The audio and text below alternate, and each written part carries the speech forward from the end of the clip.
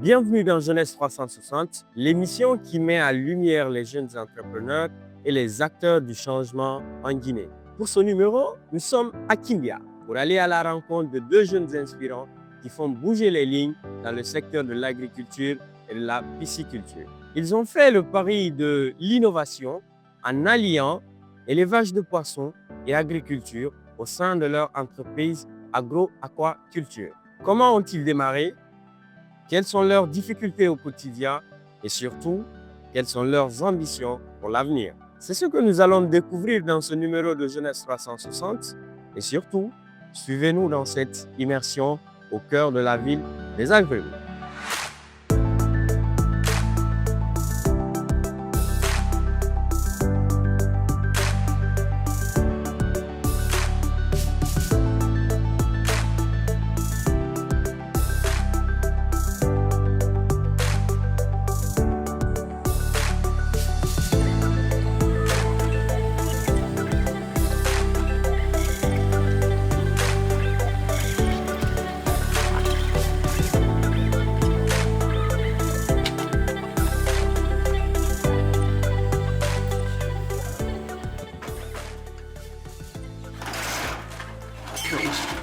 Bonjour, Bonjour, monsieur.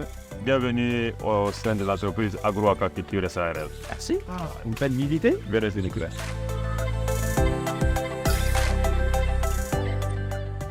Moi, je vais vous faire la présentation de tout ce que nous sommes en train de faire ici comme activité piscicole. Et M. Moutega Khan va vous faire la présentation de tout ce qu'on fait ici comme activité agricole. L'intégration entre aussi la pisciculture et l'agriculture, on va vous parler de ça, pour faire l'agriculture durable, l'agriculture biologique intégrée à la pisciculture. Merci de me recevoir dans vos locaux. Au tout début, c'est de savoir comment est-ce que vous avez démarré cette initiative entrepreneuriale, sachant que vous êtes au niveau de la presse. Qu'est-ce qui vous a fait sortir de ce mot pour être au niveau débat? Merci une fois encore. Tout d'abord, c'est par passion, par amour. Et j'ai vu que le secteur piscicole à la République de Guinée n'était pas tout développé. J'ai participé à un atelier de calcul à Parana. J'ai découvert l'activité piscicole et je me suis rendu compte que c'est un domaine porteur de croissance et de développement. Des pays comme le Mali, la Côte d'Ivoire, le Bénin, le Burkina Faso, le Cameroun, le Ghana, ils sont beaucoup plus en avance dans le cadre de la pisciculture, surtout hors sol. Et sur nous, on est en retard, donc j'ai vu que c'est un secteur qui est porteur de croissance et de développement. J'ai décidé de me lancer dans ce domaine. Avant, j'exerçais le métier de journalisme, jusqu'à un moment donné, j'ai démissionné pour me dédier exclusivement au développement du secteur piscicole en République de Guinée. Avec mon associé qui a suivi sa formation en Côte d'Ivoire, il est allé se perfectionner au Mali. C'est l'un des meilleurs techniciens que la Guinée dispose aujourd'hui. Je dirais même que la sous-région dispose en matière piscicole. Ici, dans ce bac, on a des émetteurs. D'accord. C'est des émetteurs qu'on est en train de préparer ici. Okay. Comment est-ce qu'on fait? On a toute une technique pour sélectionner ceux qui sont aptes à être des émetteurs. Donc, voilà. Wow. Comme vous le voyez ici, c'est des poissons que nous sommes en train de préparer. Okay. Ça, c'est un mâle. Ça, c'est un mâle. Okay. On les nourrit avec de l'aliment zéniteur parce qu'il y a des difficultés à avoir des zéniteurs en République de Guinée. Il n'y a pas une structure spécialisée dans le cadre de la production des zéniteurs. Souvent, on cherche des zéniteurs au Mali, en Côte d'Ivoire. Parfois, ils arrivent trop fatigués. Parfois, on vous envoie des poissons, juste des gros poissons. Ils ne sont pas des zéniteurs, ils ne sont pas nourris avec l'aliment zéniteur. Ils n'ont pas assez de gonades, ils n'ont pas assez de laitance. Donc, lors de la production, tout ce que vous planifiez comme résultat de production, vous ratez le plus souvent. Donc, ce qui fait qu'on est en train de nous aujourd'hui de préparer nos zéniteurs ici. Okay. Donc, il y a une alimentation spécifique destinée aux géniteurs pour les faciliter la reproduction. Ça, c'est par exemple une femelle que nous avons ici. Il y a des mâles et des femelles. Donc, on va les nourrir avec l'aliment géniteur. Okay. Je parlais de ces aliments. Il y a une alimentation spécifique. Il y a une alimentation spécifique. Il y a l'alimentation d'engraissement. Il y a l'alimentation zéniteur. Donc, si vous voulez faire des zéniteurs, il faut que vous puissiez avoir au départ d'abord, quand ils sont au stade à levain, vous les nourrissez avec un aliment très protéiné. Après, maintenant, vous les nourrissez avec l'aliment zéniteur. Okay. Du côté des aliments, comment est-ce que vous faites? Est-ce que vous produisez vos propres aliments ici sur le site? essayez de vous en procurer. C'est ça l'idéal. On est sur le processus, sur un processus de financement. S'il aboutit, pour avoir une écloserie d'une production de 20 à 25 000 à levain ici, chaque 65 jours. On va avoir une unité de fabrication d'aliments locale sur place ici, pour que le coût de l'aliment puisse devenir moins cher. Parce que le coût de l'aliment dans tout projet d'élevage, l'aliment coûte environ 70%. Donc si on produit sur place ici, on peut vendre l'aliment moins cher. Mais pour le moment, vous vous approvisionnez où en aliments? Pour le moment, on s'approvisionne en République du Ghana et au Mali. Au Mali, oui. Au-delà du problème de l'alimentation, est-ce que vous rencontrez d'autres difficultés dans cette production? Oui, ici on rencontre des problèmes d'eau, surtout D'accord. pendant la saison sèche, parce que c'est un puits amélioré que nous avons ici. Ok. Et pendant la saison sèche, le niveau de l'eau baisse et du coup ça nous affecte parfois. Mais on est en train de se battre pour avoir un forage pour pouvoir régler ces problèmes d'eau. Il y a un problème d'électricité aussi qu'on rencontre et le courant qui est là, il est faible. Parfois, vous avez une entrée de courant de 110 ou de 200 ou de 90 parfois, la rentrée du courant. Du coup, ça joue sur nous souvent. Mais déjà, on s'est procuré d'un groupe électrogène. D'accord. On est en train de voir comment on peut trouver d'autres solutions, d'autres alternatives pour pouvoir régler aussi ce problème. Agroaquaculture a combien d'années d'existence? Agroaquaculture a commencé d'abord dans l'informel en 2021. L'année 2021, on était dans l'informel. Mais à un moment donné, il faut se formaliser. Effectivement. Et en 2022, on a décidé de se formaliser. Effectivement, on s'est formalisé au mois de février 2022. Et depuis, on est formel. On est une SARL avec 50% de part d'action. Okay. Moi, j'ai 50% de part d'action. Mon collègue Agibou, qui est le gérant principal de l'entreprise, a 50% de part d'action au sein de l'entreprise. Donc, à présent, je vais vous présenter les tilapias que nous avons ici. D'accord. Et ça, c'est, comme vous le voyez, c'est des petits poissons qu'on appelle des alevins. Donc, c'est plusieurs tilapias que nous avons ici, des tilapias rouges et gris, qui sont produits à partir du bac des géniteurs ici. On a des géniteurs mâles et femelles qu'on va découvrir tout à l'heure. Parce que c'est plusieurs générations qu'on a collectées pour envoyer ici. On a nourri au départ avec l'aliment larvaire. De l'aliment larvaire, on les donne l'aliment 1,5 mm et 2 mm certains. Là, par contre, c'est une piscine. C'est un bac de 10 mètres cubes où on a des tilapias.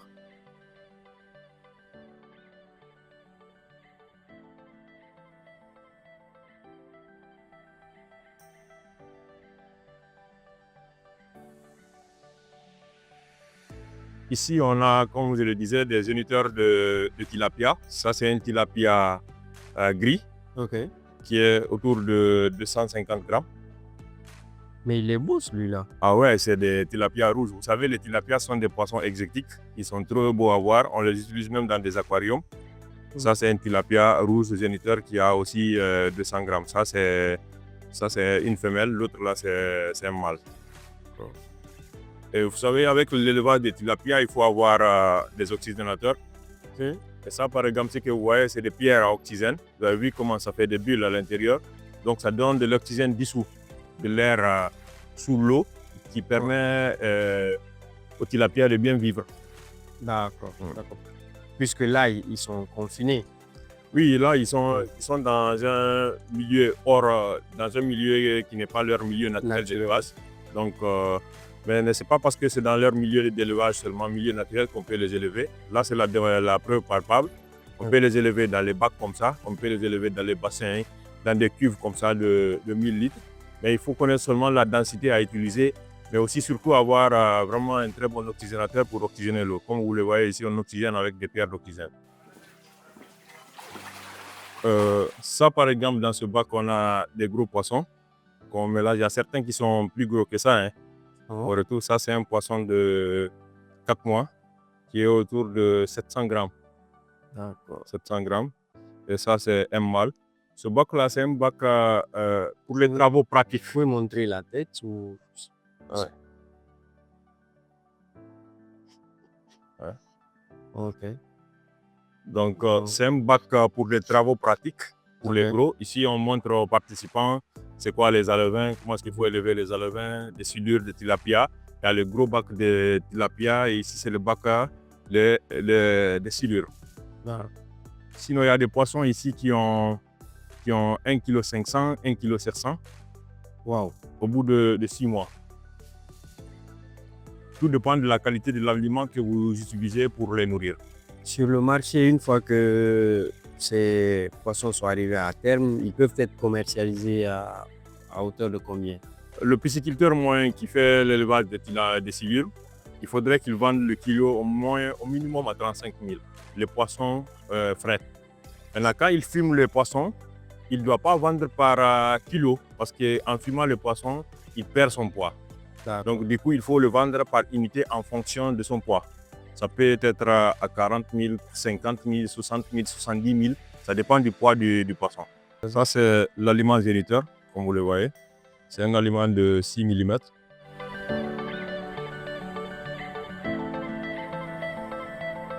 Ici, on est en train de le nourrir avec l'aliment géniteur. Comme ça va naturellement augmenter leur laitance, leur gonade qu'on récupère pour la reproduction des silures en écloserie. Oui, les poissons aussi se stressent comme nous les êtres humains. Il suffit que les conditions d'élevage ne soient pas favorables pour qu'ils se stressent. Quand vous les manipulez de trop, ils se stressent. Quand l'eau n'est pas vraiment de qualité, ils se stressent aussi. D'accord. Donc ce sont des facteurs. Ce qui fait que quand vous faites l'élevage, vous devez avoir des kits d'analyse. Les kits d'analyse, chaque fois vous prenez les paramètres d'eau pour vous assurer que l'eau est de bonne qualité. D'accord. Quand les poissons sont stressés, quelle sera leur réaction? Est-ce que ils vont mourir ou quoi? Non, ils auront un comportement de stress. Vous allez voir, si pour le cas des silures, ils seront arrêtés en position verticale. Les barbillons qui sont là, comme si c'est des cheveux Oui. que vous voyez. Donc, ils vont apparaître et s'arrêter de façon verticale, le poisson. Donc là, il est immobile. Vous avez l'impression qu'il est mort. Dès que vous le touchez, vous le voyez bouger. Donc ça, c'est le comportement de stress. Et quand le stress il est trop prolongé, le stress prolongé est un facteur de mortalité qu'il faut éviter. D'accord.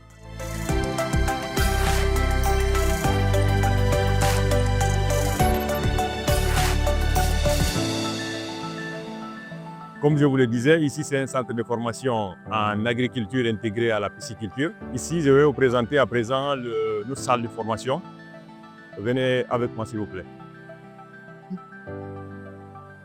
Et vous allez vous certifier, vous allez commencer à produire. Vous allez voir, les hôtels là, ils ont besoin des produits. Il y a des hôtels comme Kaloum, Millennium, ils sont obligés d'acheter des produits au Sénégal, en Espagne, parce que la plupart de ces produits-là viennent dans les avions. Vous allez leur demander, vous avez besoin de ça, quelle quantité et quelle est la fréquence de la demande. Est-ce que c'est chaque semaine? Est-ce que c'est chaque 2 semaines? Est-ce que c'est tous les vendredis, tous les samedis? Pour qu'à chaque semaine, tu les espaces d'une semaine ou de 3 jours. Ça dépend de l'exigence du client. Ce n'est pas quand tu livres aujourd'hui, on te paie aujourd'hui. Tu vas livrer jusqu'à la fin du mois. Après, tu passes à la comptabilité, tu fais ta facture et puis on te règle. Tu es tranquille. Parfois, c'est l'hôtel même qui vient chercher. Parfois aussi, c'est toi qui peux amener. Si tu as les moyens logistiques pour envoyer.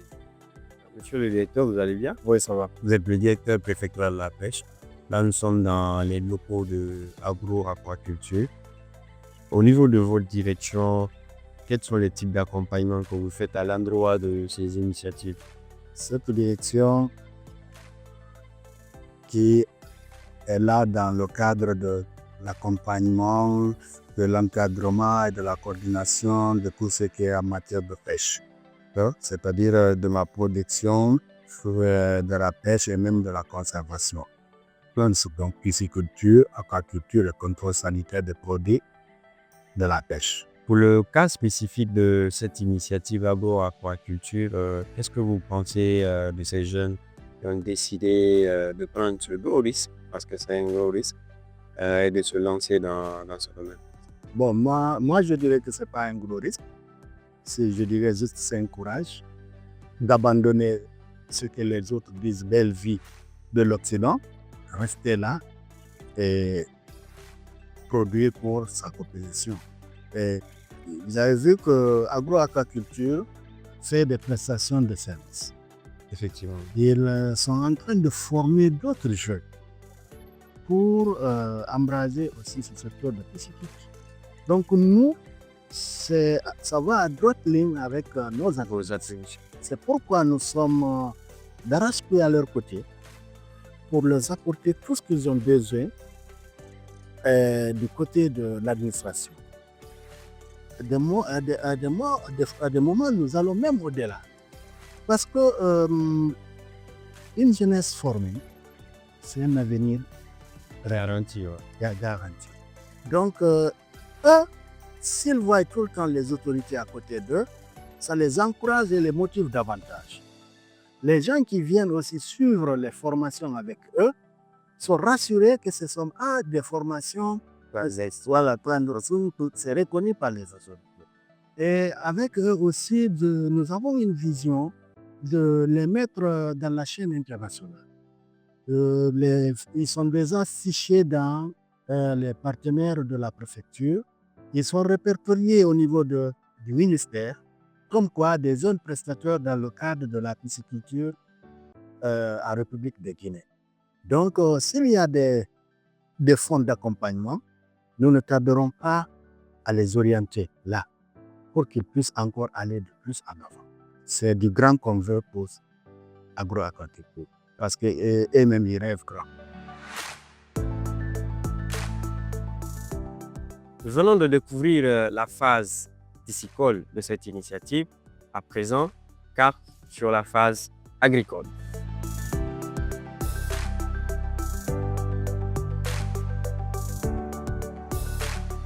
Bonjour, Bonjour, vous allez bien? bien merci et vous. Ouais, ça va. C'est l'équipe de Jeunesse 360. Nous sommes dans vos locaux. Ouais, moi, je m'appelle Muntaga Khan. D'accord? Je suis le gérant de l'entreprise Nava Agriculture, Ok. Innovation Lab.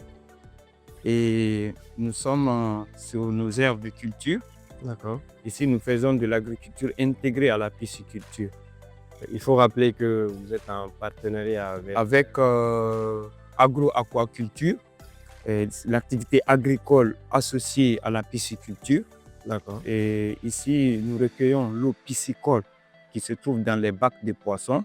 Nous stockons cette eau dans cette cuve qui est là-bas et on filtre cette eau. Avec ce système d'irrigation goutte à goutte, nous arrosons nos plantes avec l'eau enrichie, une eau organique, enrichie par les déjections des poissons et qui consiste à fumer les plantes en même temps à apporter de l'eau pour les plantes. Mais ici, nous essayons de faire de l'agriculture bio-organique. Ok. Et nous nous inscrivons dans le cadre de l'agriculture durable. D'accord. Il faut rappeler qu'il y a des substances contenues dans cette eau recueillie des bacs piscicoles Oui, qui sont bénéfiques pour ces plantes. pour ces plantes, les déchets de poissons. Les déchets de poissons est très riche en ammoniac et dans les bacs là-bas, parce qu'ici, il y a 3 éléments qui sont très importants dans cette intégration agriculture-pisciculture. Il y a les poissons qui fournissent leur déjection dans l'eau et il y a les bactéries dans les bacs qui aident à la transformation des déchets parce que les déchets de poissons sont en forme ammoniacale, en ammoniac. Donc, il y a des bactéries qui facilitent la décomposition de l'ammoniac en nitrite, en nitrate puis en nitrite. Donc, les plantes assimilent la forme nitrite. D'accord. Voilà, donc et c'est une véritable intégration. Ici, on peut se passer des pesticides et de l'engrais chimique. Donc, Wow. l'eau est déjà bien enrichie par la matière organique et on fume nos planches avec de la matière organique, soit la bouse de vache ou la fiente de poule. Et maintenant, nous arrosons avec l'eau enrichie. Et un arrosage continu avec le système qui économise l'eau. Parce que en termes d'économie, il faut bien gérer les ressources naturelles. Donc, c'est le système qui nous permet d'arroser. Voilà. Ça, c'est la tomate qui vient d'être transplantée hier. Et ça, c'est le chou paumé. Prends-le. D'accord. Le chou paumé. Et ça, c'est la laitue. Ok. Ouais. Donc, il y a toujours des plantes à transplanter. On fait ça progressivement. On prépare le sol. Puis, vous avez vu la pépinière, elle est déjà à terme. L'arrosage est de type par précision. C'est-à-dire, ce n'est pas venir arroser là où il n'y a pas de plantes. C'est un système qui vise à économiser de l'eau. Et ça fait l'activité d'arrosage par précision. Genre, les gouttes suintent juste au niveau de la plante. La plante, oui. Et ça donne l'eau et l'humidité dont la plante a besoin. Super. Ici, il y a l'humectation en permanence. Quand c'est suffisamment humecté, on bloque les vannes, on ferme jusqu'à ce qu'il y ait besoin encore d'ouvrir les vannes, on les ouvre. Ici, c'est un champ école, nous ne payons pas les gens pour travailler, ce sont Les apprenants. les apprenants qui gèrent tout. Et ça les permet aussi, ça nous permet d'arroser ici en même temps de rester dans la salle pour la théorie. Et en même temps, ici, il y a l'arrosage qui continue. Et c'est la première en Guinée. Il y a les gens, ils font la pisciculture, mais personne n'a pensé intégrer l'agriculture à la pisciculture. D'habitude, les gens, quand ils font la pisciculture, ils prennent l'eau, ils déversent. Ça salit l'environnement, parfois c'est une eau qui est puante et les gens peuvent se plaindre. Donc nous, cette technique-là, nous l'avons découvert à la Blue Zone. C'est très ingénieux.